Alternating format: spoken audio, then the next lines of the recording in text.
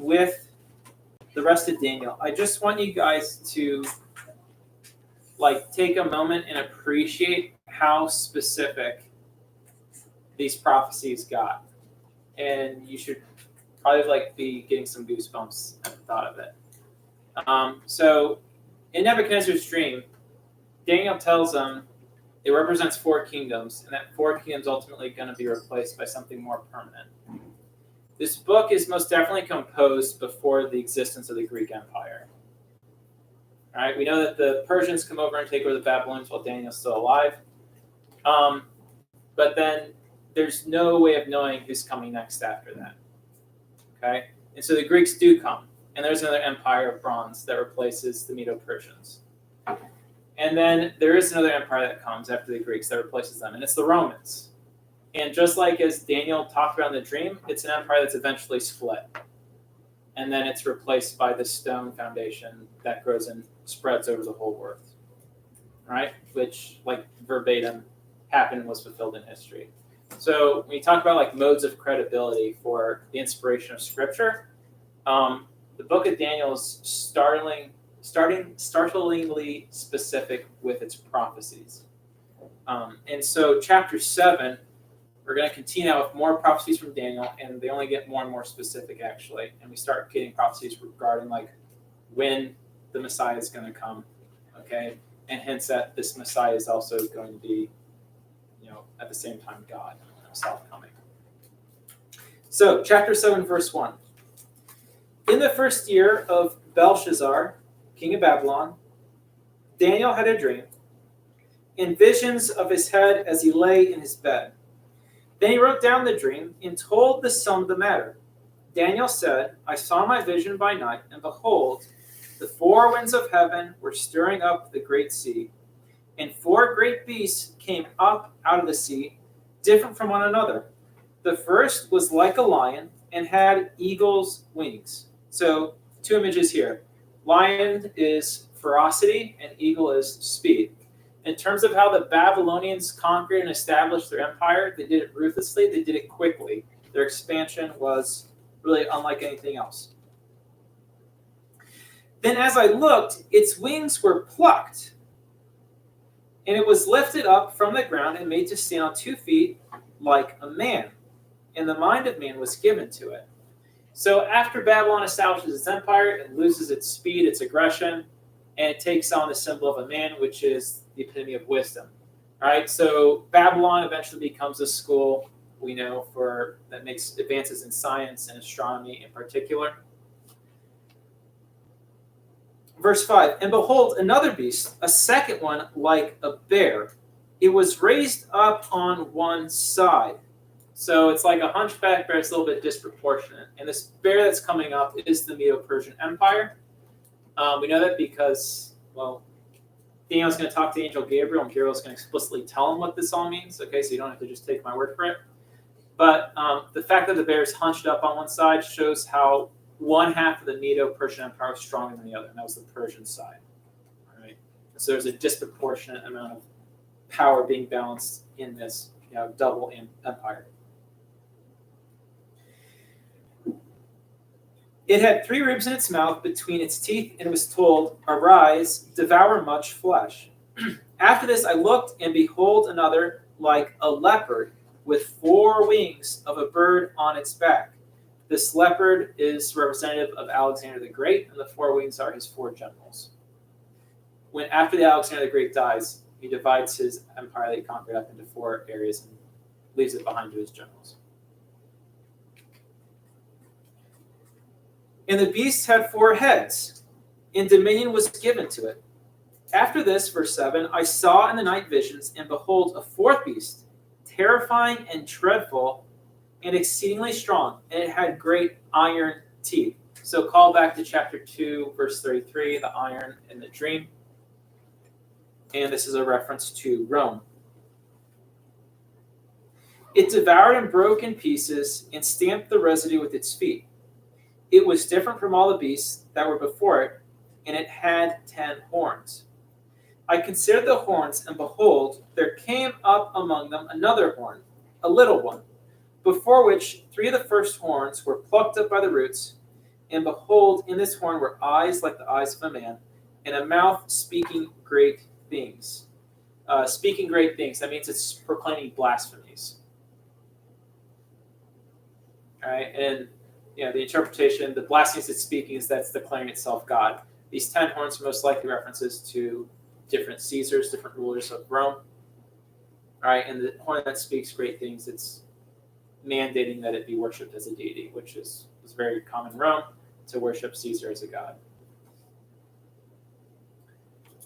As I looked, thrones were placed, and one that was Ancient of Days took his seat. So underline and highlight that term, Ancient of Days. This is a reference to God. This is a reference to the divine.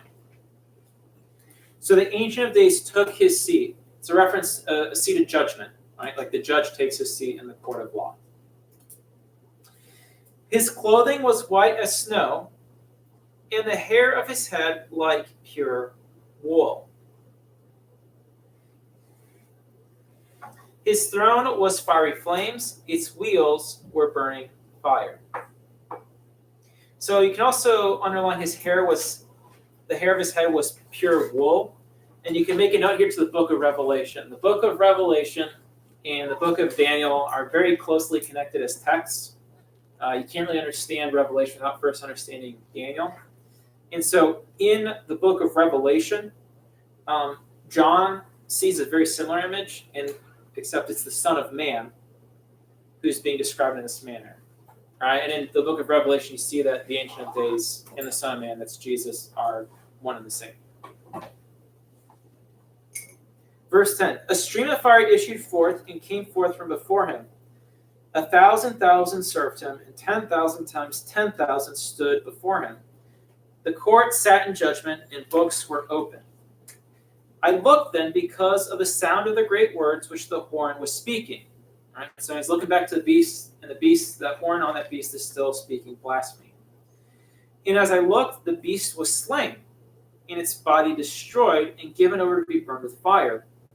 As for the rest of the beasts, their dominion was taken away, but their lives were prolonged for a season and a time. I saw in the night visions, and behold, with the clouds of heaven, there came one like a son of man. So underline that term, right? One like a son of man. He's coming on the clouds of heaven. And he came to the Ancient of Days and was presented before him. And to him the Son of Man was given dominion and glory and kingdom, that all peoples, nations, and languages should serve him. His dominion is an everlasting dominion which shall not pass away, and his kingdom one that shall not be destroyed. What does this mean? The new Messiah is going to have divine powers. He's going to be given the divine authority by the Ancient of Days.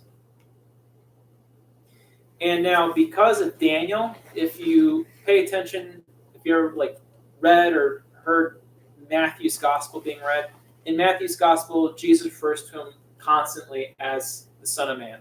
When the Son of Man comes, he will do this, blah, blah, blah. Do you believe that the Son of Man has the power to forgive sins? All right, what Jesus is doing is cluing people in that, hey, I'm who Daniel saw in his prophecies. And during his trial before the high priest, before his crucifixion, does anyone remember what it is that he says that makes the high priest tear his clothes and then declare blasphemy? He says to him, you will see me coming on the clouds. You'll see the Son of Man coming on the clouds, all right, and being given glory, power, and dominion. All right, he's claiming that identity as God, and that's why Caiaphas freaks out. That's why they decided to execute him, because he's claiming to be divine. All right, so jump ahead now. Daniel's visions begin to be interpreted, and so now the different things he sees are explained. Jump into verse 21. As I looked, this horn that was speaking blasphemy on this fourth and final beast, made war with the saints, with the holy ones, with those who had been set apart. Right? To be holy means you're set apart. It made war with the saints and prevailed over them. until the Ancient of Days came, and judgment was given for the saints of the Most High, and the time came when the saints received the kingdom. So there's a couple different ways of understanding this. All right. Take a break.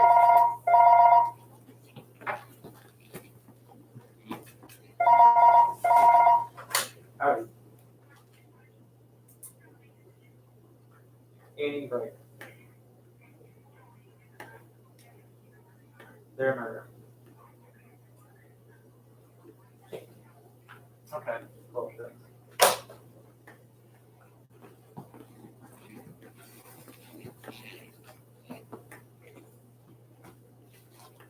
All right, the war on the saints. So this could be referring to Acts of the Apostles. As soon as the church is established, the persecution of the church breaks out immediately. All right, and the church is persecuted pretty much from the beginning of its existence until 313, when Constantine legalizes Christianity. All right, and that's the war of the saints with the beast. It could also be referring to the book of Revelation, in which Domitian is an emperor who persecutes the church. He launches one of the worst persecutions in the history of the Roman Empire. And it goes on until Domitian's overthrown, kind of looking towards the eventual overthrowing of the whole Roman Empire. All right, and then this also ties into different parts of the Acts of the Apostles. So,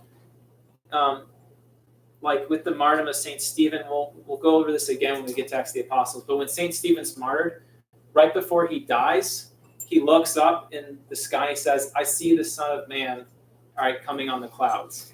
And what he's referencing, all right, well, he's having this vision, but that vision is in reference to this prophecy in Daniel, when the persecution is going to be going on until the Son of Man comes and takes his seat on the throne, right? And that's when the persecution ends. And after he sees that, his persecution is done, and he gets to then rest in peace, right? And he's the first martyr of the church.